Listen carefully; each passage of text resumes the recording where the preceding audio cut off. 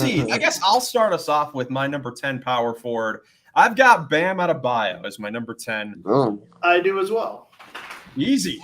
Yeah, Bam, last year, he wasn't as good. It was definitely a bit of a disappointment, at least to start the season, but he ended up being, pretty solid overall on the season. Averaged 18 points, 9.5 rebounds, 4 assists per game.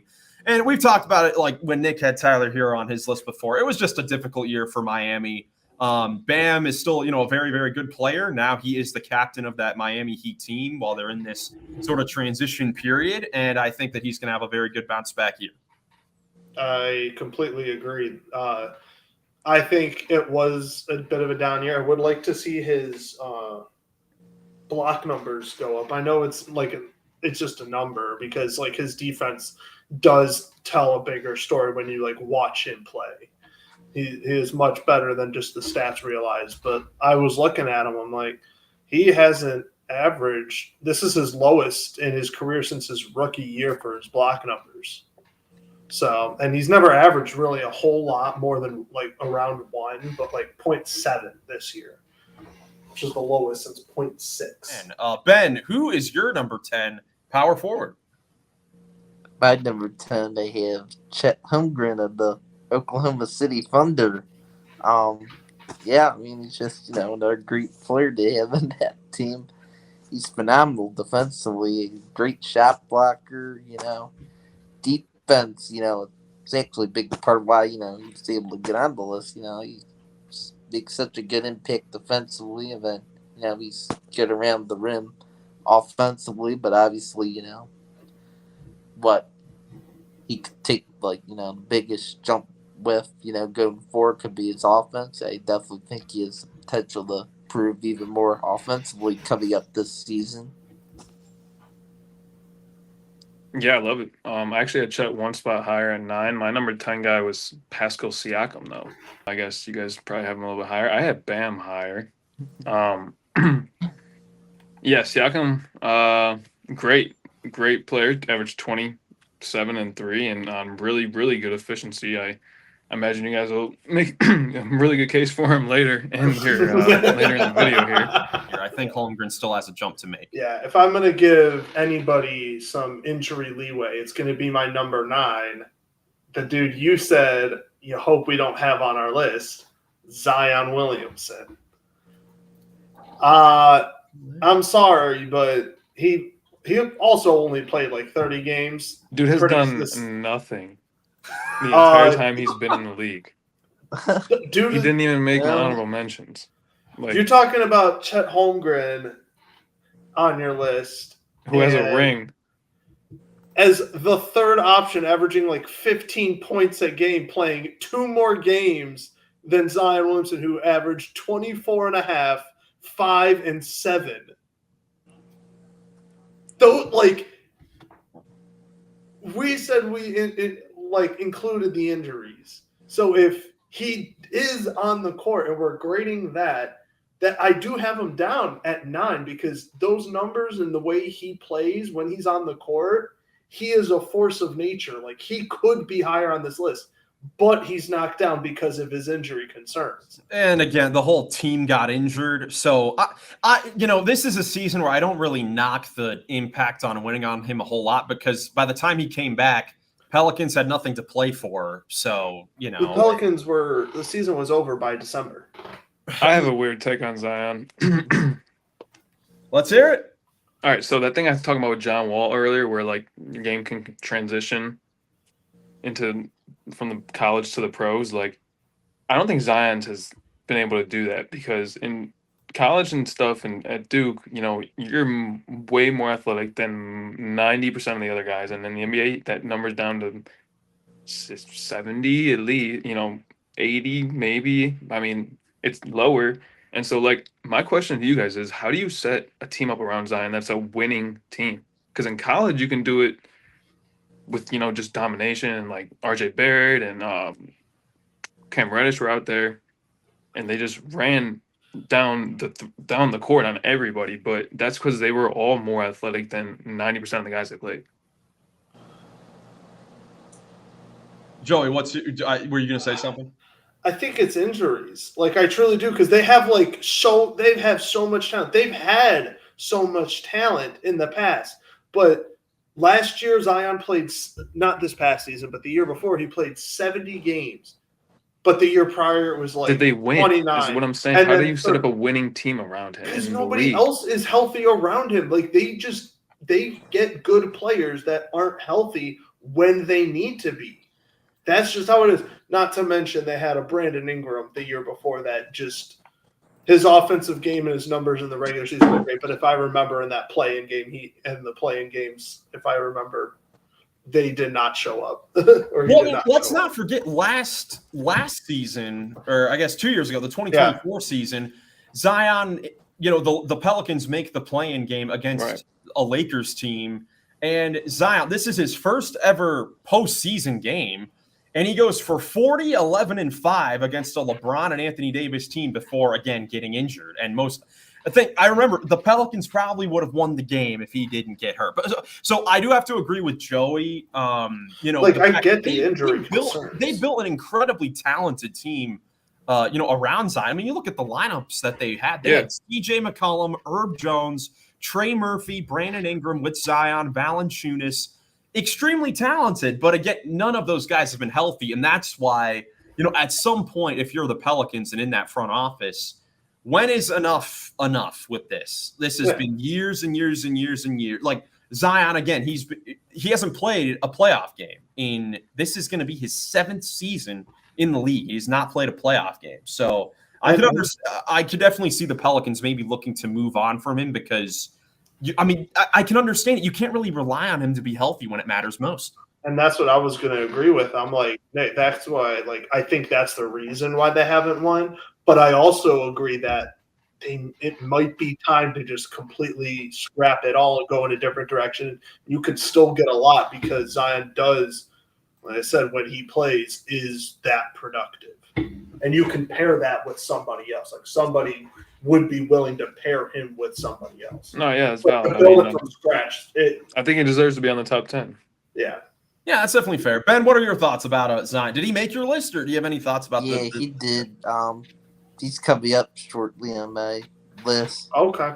Nice. All right. I'm glad he got a little bit of love on here. Mm-hmm. Let's see. So, Ben, who is your number 9? But 9, I don't have Zion yet. I have Jaren Jackson Jr. at number 9. Did he make any of your list? One spot higher. Okay, all right. Jaren Jackson Jr. Obviously has been a pretty good defender throughout his time with Memphis, in my opinion.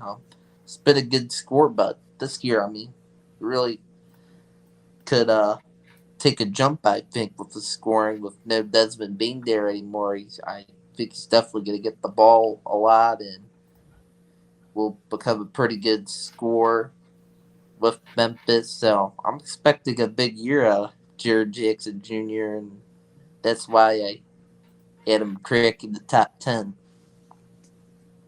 Nice.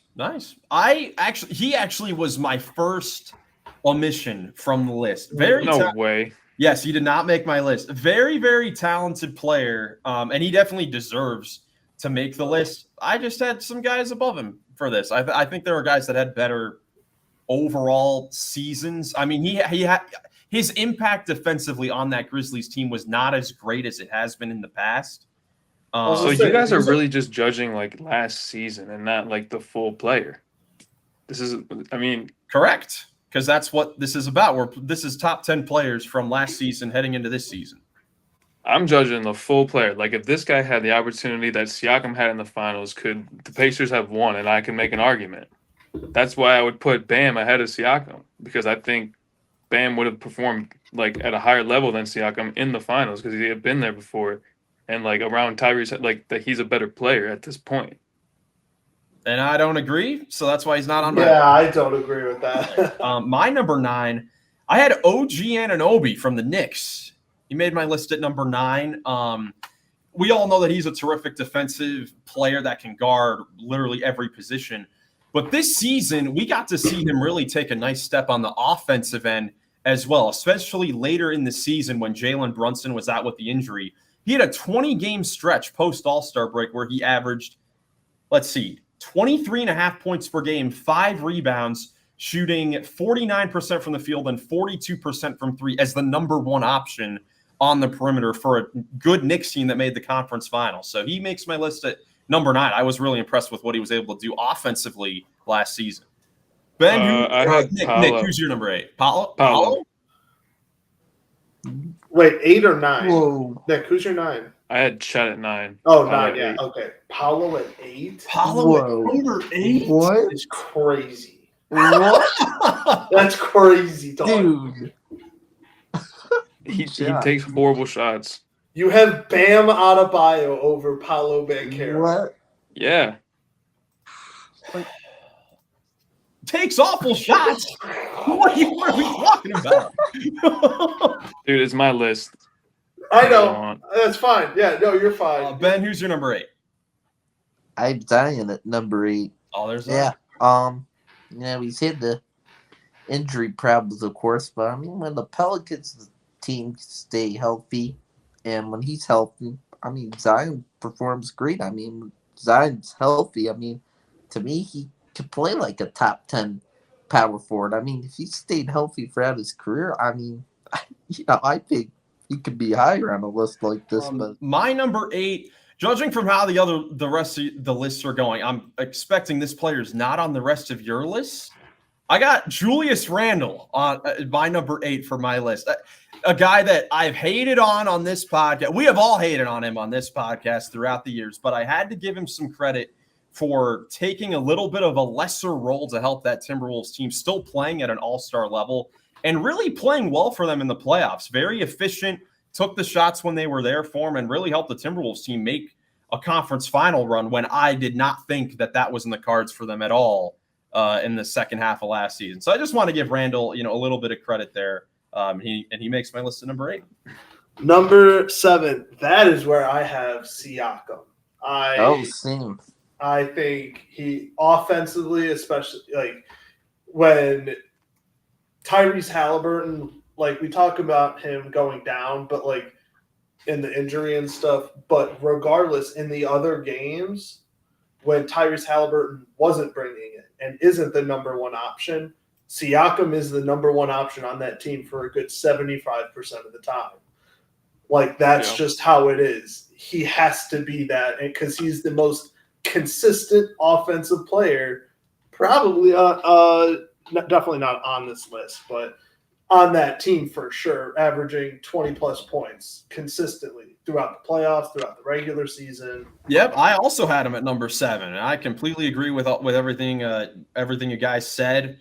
Super consistent. You know what you're going to get from him on every single night. And that's always valuable to have, and it's going to be huge for them this year, where he will be their number one guy, and we'll see how far that can take the Pacers in what looks to be a gap year for them. Nick, who's your number 7? This is where I put Bam. Oh, this is where Bam is on the list. Okay. I mean, it's difficult. It's like splitting hairs when you get to these guys because they're all so high level, and like what I said earlier, I still feel is valid. I think Bam is a USA Olympian who has a ton of experience. Who at this point, I mean, I know Siakam has a ring and has been to the finals twice now, but I just think Bam's better. Number 6. When I was making this list, I expected this guy to be a little higher on this list, but ends up being number 6 is Evan Mobley. That's where I have him. That's where I also have him there too. Wow, we all do. Number 6. Yeah, I mean, Evan Mobley, incredible year for him. I mean, really, with the year he had, I thought that I would have him higher on my list, being All-NBA second-team Defensive Player of the Year, making an incredible jump on the offensive end. I mean, he was just super awesome. The guy I have at 5 is Jaren Jackson Jr. Whoa! And you guys all hated on him already. So the reason I have him here is because he's a DPOY who shoots it. I think he's a better offensive player than Evan. So what I'm wondering is the reigning Defensive Player of the Year. That's the difference. I understand that, but it's not that Jaren isn't a good defensive player anymore, or it took a step back on that end. Like, I don't understand you discrediting him so much for a year. Well, he hasn't won it since 23. It's been 2 years now. Yeah, and like you said, we're making the list differently. This isn't Yeah. 2023. I Jaren still have Jackson. him at 8. Like, Yeah. Memphis had a crap year, and I think they're going to be a crap team next year too, especially in that loaded West low key. So Yeah, for sure. But now we are in the top 5. So Nick has Jaren at 5. I have Paolo Banchero at 5. I just think he's, a very, very good player. I mean, last year was tough with, injury wise, but still scores very, very well, especially on a Magic team that just doesn't have a whole lot of, offensive spark. I mean, he averaged 26 points, very good rebounder, can make plays. Only thing I really want from him is to shoot more effectively from 3, but he ups his 3-point percentage by like 8 to 10% in the playoffs when it does matter the most. So I'm excited to see what he can do for a Magic team that's got some expectations. I also have Paolo at 5, just because I do expect the Magic to be a way better team this year, and I don't exactly see how his stats are going to fall that much. I still can see him being a 25 per game scorer, average 5 and 7.5. I low-key even can see the rebounding numbers go up. I think that's somewhere he could improve on. Like, he can get closer to 10, and if he does that, like, who knows? But I agree with the efficiency as well. My number 5 is Anthony Davis. Great player, of course. What kind of sets him back for me is, like, he has been injury prone recently. That has totally helped the most. But I mean, I like Anthony Davis. I hope he can stay healthy this year on the Mavericks. And when he's healthy, he's of course one of the better players in the league. He's still great defensively when he plays, and he still could be awesome offensively too when he plays. He can be dominant near that basket on both ends of the floor. Yeah, I have AD at my number 4. Same with you, Nick? Yeah. I mean, we just need to see him on the court, right? I mean, he could easily be ahead of probably the next 2 guys if he really, I mean, not easily be ahead, but could be ahead if he, the Mavericks are good and he impacts winning. I guess that's your guys' criteria or whatever. I mean, I'm just kidding. Yeah, I mean, it's easy to forget before he got traded to the Mavs. I mean, he was having an awesome year for the Lakers. I mean, he was really, really good. And that first game for the Mavericks, when everyone was actually healthy, that looked awesome. Magical. It really was magical. But again, we got the full Anthony Davis experience in that first game. Did come back for 9 games, played in the play-in tournament, helped them win a game. But still so impactful on both ends of the floor. So, Paolo Banchero, my number 4. I hit it a bit different, but that's my opinion. Right. Number 4, I have KD, the man I forgot. I have KD at number 4, and I'm sorry I forgot him. I felt really dumb, and he is still a very top player in this league because he's just, in my opinion, the most unguardable person probably in NBA history. He could shoot from anywhere. He's still efficient as all heck. Defensively, he's still pretty solid and great even if he wants to try. But with injury concerns in the past and not winning teams in the past, sometimes you don't see it. Yeah, that's definitely fair. I mean, I had him at my number 3, but you're definitely right. I mean, he's only, let's see, since he's left Golden State, he's won, I think, 2 playoff series in the last 6 years. And of course, the last couple of years with the Suns, it has not been very good. But him still individually has still been amazing, still efficient as ever. Had one of his better 3-point shooting years, is still the best isolation scorer in the league, which is why he's such a perfect fit for the Houston Rockets. And he, for a 37-year-old dude, he's going to have a lot on his shoulders to lead that Rockets offense next year. And I'm excited to see him do it for that new team. Nick, who's your number 3? Tatum. Awesome, Tatum, number 3. Named it. Me Right, too. Ben. Me too. Tatum, but fortunately the season and the injury in the playoffs, and well, of course he's out coming up for all of this season. It's kind of tough to rank him, but I just tried, part of it was just ranking him based on, how good he was last year. He was up there as one of the better players and power forwards in the league last year. Yeah, I agree. Yeah. Yeah, I have Tatum at number 2. I mean, again, you're just splitting hairs at this point. Tatum, a great player. Just wish he wasn't out for all next season and he loses a year with the injury, but still a great player. I expect him to bounce back, really, Agreed. really well. So let's see, Joey, who's your number 2? That's where I have Anthony Davis. Anthony Davis, number 2. All right. And again, I do like my predictions, and my dog's name is Dallas. I expect big things out of the Dallas Mavericks this year. And like you said, Anthony Davis is going to be the number 1 option for a good, possibly 3/4 of the season. Yeah, absolutely. Nick, you're number 2? KD. That's right. Ben, who's your 2? Is also Durant? I Durant at 2. Yeah. Okay.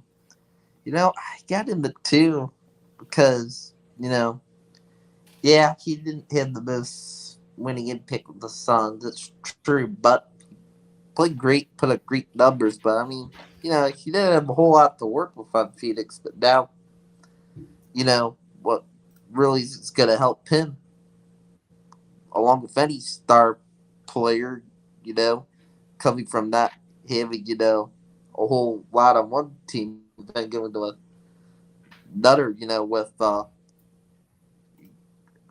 great depth around him. So the great depth around, The number 1, the Greek Amani freak. Kamara. Oh, yeah.